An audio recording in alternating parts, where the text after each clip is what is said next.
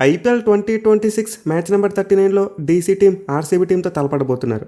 And ఈ match అయితే ఈరోజు ఢిల్లీలోని అరుణ్ జైట్లీ స్టేడియం వేదికగా జరగబోతుంది. సో ఆల్రెడీ మనం ఈ సీజన్లో రెండు జట్ల మధ్య ఒక మ్యాచ్ చూసాం, బెంగళూరు వేదికగా జరిగింది. అండ్ ఆ మ్యాచ్ లాస్ట్ ఓవర్ వరకు చాలా థ్రిల్లింగ్గా సాగ్గా డీసీ టీం ఆర్సీబీ టీంని డిఫీట్ చేసింది. ఇన్ఫాక్ట్ ఈ ఏడాది ఆర్సీబీ టీంకి తమ హోమ్ గ్రౌండ్లో వచ్చిన ఒకే ఒక్క పరాజయం డీసీ మీద వచ్చింది. సో ఇంత ఈ మ్యాచ్లో ఆర్సీబీ టీం ఆ రివెంజ్ కోసం ప్రయత్నిస్తారు. ఈవెన్ మనం లాస్ట్ ఇయర్ కూడా సేమ్ సినారియో చూసాం. అంటే ముందు బెంగళూరు వేదిక కానప్పుడు డీసీ వాళ్ళు మ్యాచ్ గెలిచారు. బట్ రివర్స్ పిక్చర్లో చూసుకుంటే మాత్రం ఢిల్లీ హోమ్ గ్రౌండ్లో ఆర్సీబీ టీం గెలిచింది. సో ఇప్పుడు కూడా సేమ్ ఆర్సీబీ టీంకు అలాంటి కైండ్ ఆఫ్ సినారియో రిపీట్ చేయడానికి అవకాశాలు కనిపిస్తున్నాయి. వాళ్ళు ఈ మ్యాచ్లో డీసీ టీం ఓడించి స్కోర్ని సెటిల్ చేసుకోవచ్చు. బట్ అనేది పక్కన పెడితే పాయింట్స్ టేబుల్ వైజ్ చూసుకుంటే మాత్రం డీసీ టీంకి ఇది చాలా ఇంపార్టెంట్ మ్యాచ్. వాళ్ళు ఇప్పటికీ సీజన్లో 4 మ్యాచ్లు ఓడిపోయారు, 6 పాయింట్లతో మాత్రం ఉన్నారు, 7వ స్థానంలో అది కూడా. దీంతో ఈ మ్యాచ్లో కూడా ఢిల్లీ టీం ఓడిపోయిందంటే అస్సాం ట్రైన్కు టికెట్ వెయిటింగ్ లిస్ట్లోకి వెళ్తుంది. మేలు వాళ్ళ తర్వాత 6 మ్యాచెస్లో కనీసం మైదానం గెలవాలని చెప్పి ఒక ప్రెజర్ ఏర్పడుతుంది. సో డీసీ టీం అంతా పేకల వరకు తెచ్చుకోకుండా ఈ మ్యాచ్లో కంబ్యాక్ ఇస్తే బాగుంటుంది. అంటే ఈ మ్యాచ్లో ఆర్సీబీ టీం ఓడించారంటే నెక్స్ట్ 6 మ్యాచ్లో 4 గెలిచిన చాలు అని ఒక పాజిటివ్ సైన్ ఏర్పడుతుంది. మెయిన్లీ డీసీ టీంకి వాళ్ళ హోమ్ గ్రౌండ్లో మ్యాచ్ గెలవడం చాలా ఇంపార్టెంట్ భయ్య. ఎందుకంటే వాళ్ళకి ఇది కాకుండా మరో 3 హోమ్ గేమ్స్ ఉన్నాయి. దీంతో ఈ మ్యాచ్లో గెలిచే మొమెంటం రాబడితే నెక్స్ట్ మ్యాచ్లో కూడా గెలిచేందుకు అవకాశాలు ఉంటాయి. వేరే ఆర్సీబీ టీం విషయానికి వస్తే దే ఆర్ ఫ్లయింగ్. ముందు మ్యాచ్లో ఢిల్లీ టీం మీద క్లోజ్గా వచ్చి ఓడిపోయినప్పటికీ నెక్స్ట్ మ్యాచ్లో కంబ్యాక్ అవ్వడం చూసాం. గుజరాత్ టీం మీద ఒక మంచి సాలిడ్ విక్టరీ కొట్టారు. సో ప్రజెంట్ అయితే ఆర్సీబీ టీం పాయింట్స్ టేబుల్లో చాలా స్ట్రాంగ్ పొజిషన్లో ఉన్నారు. అంటే సెకండ్ ప్లేస్లో ఉన్నారు, అది కూడా 10 పాయింట్లతో. మేలో నెట్ అనేది చాలా పాజిటివ్గా కనిపిస్తుంది. సో దీంతో ఈ మ్యాచ్లో ఆర్సీబీ టీం గెలిచారంటే ప్లే ఆఫ్ స్పాట్కు కొంతవరకు క్లోజ్గా వెళ్తారు. ఇన్ఫాక్ట్ ఇక్కడ నుంచి వాళ్ళు కంటిన్యూస్గా ఒక 4 to 5 మ్యాచెస్ గెలిచారంటే టాప్ 2లో కూడా స్పాట్ ఫిక్స్ అయ్యేందుకు అవకాశం ఉంటుంది. సో ఈ మ్యాచ్ అయితే ఆర్సీబీ టీం లెక్క సరి చూసుకోవాలని చూస్తారు, అట్ ది సేమ్ టైం మూమెంట్ను కూడా క్యారీ చేయాలని చూస్తారు. ఎనీవే ఈ రెండు జట్ల మధ్య హెడ్ టు స్టాట్స్ చూసుకుంటే మొత్తం 34 మ్యాచ్లో తలపడ్డారు. అండ్ 34 మ్యాచ్లో ఆర్సీబీ టీం 20 మ్యాచెస్లో గెలిస్తే డీసీ టీం 13 మ్యాచెస్లో మాత్రమే గెలిచింది. మిగిలిన ఒక మ్యాచ్లో ఫలితం రాలేదు. సో ఓవరాల్గా అయితే ఆర్సీబీ టీంకు చాలా మంచి ఎడ్జ్ కనిపిస్తుంది. బట్ ఈ రెండు జట్లు తలపడ్డ లాస్ట్ 5 మ్యాచెస్లో చూసుకుంటే మాత్రం డీసీ వాళ్ళు 3 గెలిచారు. మెయిన్లీ మనం ముందే చెప్పుకున్నాం, ఈ ఏడాది డీసీ టీం ఆల్రెడీ ఒకసారి ఆర్సీబీ టీం ఓడించింది. అయితే ఈ మ్యాచ్ ఆడే అరుణ్ జైట్లీ స్టేడియంలో చూసుకుంటే మాత్రం మళ్ళీ ఆర్సీబీ టీం డామినేషన్. మొత్తం ఈ గ్రౌండ్లో రెండు జట్లు 11 మ్యాచ్లో తలపెడితే ఆర్సీబీ వాళ్ళు 7 గెలిచారు, డీసీ టీం 4 మ్యాచ్లోనే గెలిచింది. సో ఓవరాల్గా ఆర్సీబీ టీంకి గ్రౌండ్లో రికార్డ్ బాగుంది, అలాగే ప్రజెంట్ కూడా ఫామ్ బాగుంది.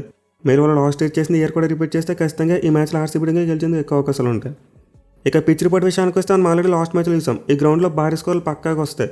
మెయిన్ ఇక్కడ బౌండరీ సైజెస్ చిన్నగా ఉంటే వాళ్ళకి వికెట్ కూడా చాలా వరకు ఫ్లాట్గా ఉంటుంది. అయితే ఈ మ్యాచ్ కోసం చూసుకుంటే మాత్రం వేరే పిచ్ని వాడబోతున్నారు. అంటే పీబీకేఎస్టీసీ మ్యాచ్ జరిగిన పిచ్ మీద కాదు, ఈ మ్యాచ్ అయితే పిచ్ నెంబర్ 5 మీద ఆడబోతున్నారంటే. సో ఆల్రెడీ సీజన్లో ఈ పిచ్ మీద ఒక మ్యాచ్ జరిగింది, డీసీ వర్సెస్ జీటీ.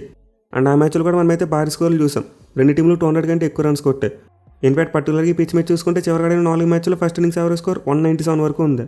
సో ఈ పిచ్ నెంబర్ 5 అయితే ఒక మిక్స్డ్ సాయిల్ వికెట్, చాలా వరకు బ్యాటింగ్ ఫ్రెండ్లీగానే ఉంటుంది. బట్ కొన్ని సందర్భాల్లో బౌలర్స్ కూడా డామినేట్ చేయొచ్చు. మెయిన్లీ ఈ పిచ్ మీద జీటీ స్పిన్నర్ రషీద్ ఖాన్ ఒక మైండ్ బ్లోయింగ్ స్పెల్ వేసాడు, 3 వికెట్లు తీసుకున్నాడు. సో పిచ్ మీద మంచి స్కిల్ చూపిస్తే ఖచ్చితంగా బౌలర్స్ కూడా హెల్ప్ దొరుకుద్ది. బట్ ప్రైమరీగా చూసుకుంటే మాత్రం డెఫినెట్లీ ఒక బ్యాటింగ్ ప్యారడైసే. ఇక టాస్ విషయానికి వస్తే ఆబ్వియస్లీ మరోసారి టాస్ ఇంపార్టెంట్ అవుద్ది. అంటే ఎవరైతే టాస్ గెలిచి ముందుగా ఫీల్డింగ్ తీసుకుంటారో వాళ్ళకి గెలిచే ఛాన్సెస్ ఎక్కువగా ఉంటాయి. ఎందుకంటే ఈ గ్రౌండ్ చాలా వరకు మంచి chasing ground. At the same time night time match కాబట్టి డ్యూ ఫ్యాక్టర్ కూడా వచ్చేందుకు అవకాశాలు ఉంటాయి. సో ఇంత మ్యాచ్లో మరోసారి టాస్ ఇంపార్టెంట్గా మారుతుంది. అండ్ ఎవరైతే టాస్ గెలుస్తారో వాళ్ళు ముందుగా ఫీల్డింగే తీసుకుంటారు. ఇక టీమ్స్ విషయానికి వస్తే డీసీ టీం లాస్ట్ మ్యాచ్లో అంత పెద్ద స్కోర్ కొట్టినా సరే ఓడిపోయారు. అండ్ మ్యాచ్ అయిపోయిన తర్వాత వాళ్ళ కెప్టెన్ అక్షర్ పటేల్ బౌలర్స్ కంటే ఫీల్డర్స్ని ఎక్కువ నిందించాడు. అంటే ఫీల్డింగ్ సరిగ్గా చేయకుండా క్యాచ్ వదిలేస్తే బౌలర్స్ ఎంత మంచిగా బౌలింగ్ చేసినా సరే మ్యాచ్ గెలవడం కష్టమని చెప్పి అసహనం వ్యక్తం చేశాడు. సో దీంతో క్లియర్లీ డీసీ టీం అయితే తమ ఫీల్డింగ్ని చాలా ఇంప్రూవ్ చేసుకోవాలి. ఈవెన్ వాళ్ళ బౌలింగ్ చూసుకున్న గత 2 మ్యాచ్లో చాలా వరస్ట్గా ఉంది. ఎస్ఆర్హెచ్ వాళ్ళు 240+ స్కోర్ కొట్టారు. అండ్ పంజాబ్ కింగ్స్ వాళ్ళు చూసుకుంటే 260+ కొట్టేశారు. సో సీజన్ స్టార్టింగ్లో డీసీ బౌలింగ్ చాలా బలమైన బౌలింగ్ యూనిట్ అనుకున్నాం.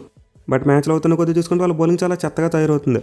ఎస్పెషల్ ఆ పేస్ బౌలింగ్ డిపార్ట్మెంట్లో ఇండియన్ పేసర్స్ అంటే ముఖేష్ కుమార్ గారు, నకీబ్ నబీ కానీ ఇద్దరు ఫెయిల్ అవుతున్నారు.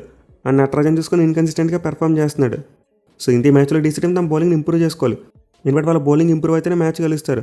వాళ్ళు ప్రీవియస్గా ఆర్సీబీ టీంని ఓడించింది కూడా వాళ్ళ బౌలింగ్ పవర్తోనే. వేరేస్ బ్యాటింగ్ విషయానికి వస్తే లాస్ట్ మ్యాచ్లో అద్భుతమైన బ్యాటింగ్ చూసాం. ఎస్పెషల్లీ కేవలం ఒక మైండ్ బ్లోయింగ్ ఇన్నింగ్స్ ఆడాడు. అండ్ ఈ మ్యాచ్లో అతనికి ఆర్సీబీ టీంకి అగెన్స్ట్గా చూసుకుంటే అద్భుతమైన రికార్డు ఉంది. ఇన్ఫాక్ట్ ఆ రివర్స్ పిక్చర్లో కూడా ఒక హాఫ్ సెంచరీ కొట్టడం చూసాం. అలాగే నితీష్ రాణా కూడా బ్యాక్ టు బ్యాక్ 2 మ్యాచెస్లో 50 కొట్టి చాలా మంచి ఫామ్లోకి వచ్చాడు.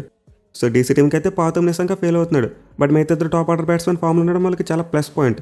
అండ్ ఆల్సో మిడిల్ ఆర్డర్లో చూసుకున్న పెద్దగా సమస్యలు ఏమీ లేవు. సమీర్ అక్కడ అటు ఇటు ఆడుతున్నాడు. సో ఓవరాల్గా చూసుకుంటే డీసీ టీం బ్యాటింగ్ అయితే బాగానే సెట్ అయింది. స్టార్టింగ్ మ్యాచ్లో ఫెయిల్ అయినప్పటికీ ఇప్పుడు మాత్రం చాలా బాగా పెర్ఫామ్ చేస్తున్నారు. అయితే ఈ మ్యాచ్ కోసం డీసీ టీం తమ ప్లేయింగ్ లోన్లో మార్పులు చేసేందుకు చాలా ఎక్కువ అవకాశాలు ఉంటాయి. మెయిన్లీ లుంగింగిడికి లాస్ట్ మ్యాచ్లో ఇంజరీ అవడం చూసాం. సో ప్రస్తుతానికి అయితే అతను బాగానే ఉన్నాడు. అంటే హాస్పిటల్ నుంచి డిశ్చార్జ్ అయ్యాడు. అండ్ ఆల్సో ఢిల్లీ టీంతో చేరిపోయాడు. ఇన్ఫాక్ట్ మెల్లగా ప్రాక్టీస్ చేయడం కూడా మొదలుపెట్టాడు. బట్ మోస్ట్ లైక్లీ ఈ మ్యాచ్లో అతను ఆడించకపోవచ్చు, అంటే ప్రికాషనరీగా రెస్ట్ ఇస్తారు. సో ఇంత మ్యాచ్లో అతని ప్లేస్లో దుష్మంత చమీరా ప్లేయింగ్ లోన్లోకి వస్తాడు. అయితే దీంతో పాటు నేను ఇంకో మార్పు కూడా ఎక్స్పెక్ట్ చేస్తున్నా.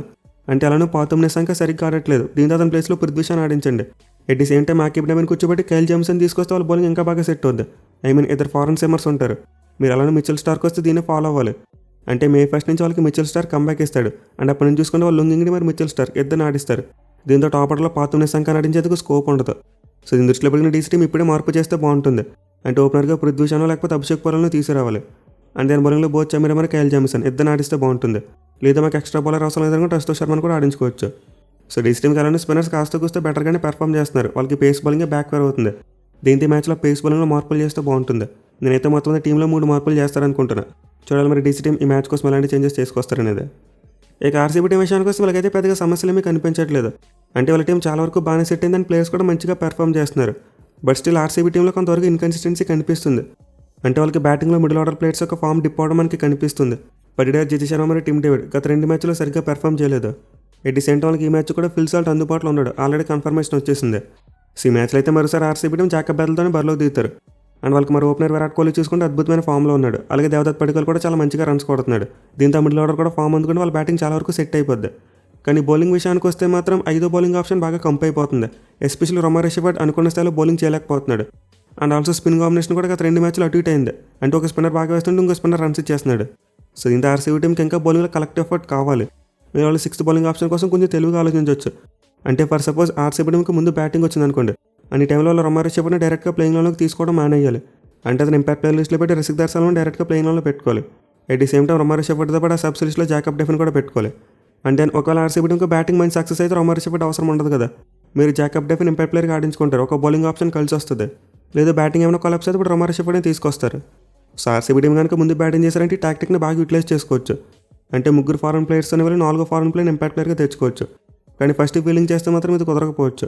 ఎందుకంటే మీకు చేసింగ్లో ఇప్పుడు కూడా ఎక్స్ట్రా బ్యాట్స్మెన్ అవసరం ఉంటుంది. బట్ ఇప్పుడైతే ఆర్సీబీ టీం దగ్గర జాకబ్ బెథెల్ లాంటి ప్లేయర్ కూడా ఉన్నాడు. అతను కూడా బౌలింగ్ చేస్తాడు. దీంతో వాళ్ళు షెఫర్డ్ని కాకపోయినా బెథెల్ అయినా సరే 6th బౌలింగ్ ఆప్షన్ యూజ్ చేసుకోవచ్చు. సో మొత్తం ఆర్సీబీ టీంకి బౌలింగ్లో కొన్ని సమస్యలు ఉన్నాయి. బట్ వాళ్ళు స్మార్ట్గా 4th ఫారెన్ ప్లేయర్ ఉపయోగించుకుంటే ఖచ్చితంగా తమ ప్రాబ్లమ్ని సాల్వ్ చేసుకోవచ్చు. సో చూడాలి మరి ఆర్సీబీ టీం మ్యాచ్లో ఎలాంటి ప్లానింగ్తో వస్తారా లేకపోతే సేమ్ ప్లేయింగ్లోనే కంటిన్యూ చేస్తారనేది. ఇక ప్లేయర్ బ్యాటిల్స్ విషయానికి వస్తే చమీర్ కనుక ప్లేయింగ్ లోకి వస్తే అతనికి కోహ్లీకి మధ్య ఒక మంచి బ్యాటిల్ చూడొచ్చు మనం. గతంలో చమీర్ అయితే విరాట్ కోహ్లీని డామినేట్ చేశాడు.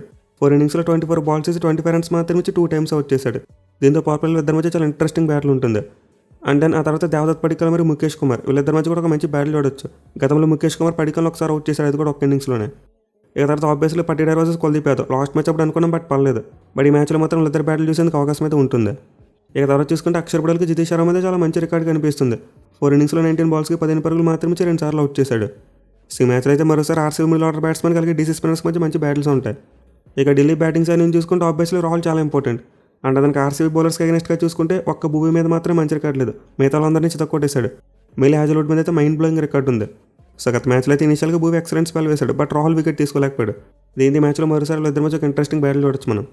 ఇక తర్వాత చూసుకుంటే నితీష్ రాణాకి కృణాల్ పాండ్యాకి మధ్య కూడా ఒక మంచి బ్యాటిల్ చూడొచ్చు మనం. గతంలో కృణాల్ పాండ్యా కొంతవరకు సైలెంట్గా ఉంచాడు.